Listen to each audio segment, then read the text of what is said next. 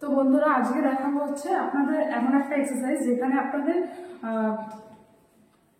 মানে একটাই এক্সারসাইজ করবেন কিন্তু দুটো উপকারিতা পাবেন।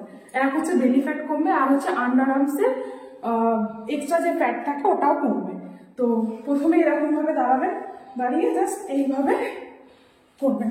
1 2 3 4 5 6 7 8 9 10 11 12 13 14 15 16 17 18 19 20। তো আপনারা এইভাবে করবেন, করলে দেখবেন আপনাদের বেলি ফ্যাট এবং আন্ডার আর্মসের যে এক্সট্রা ফ্যাটটা আছে ওটাও কমে যাবে।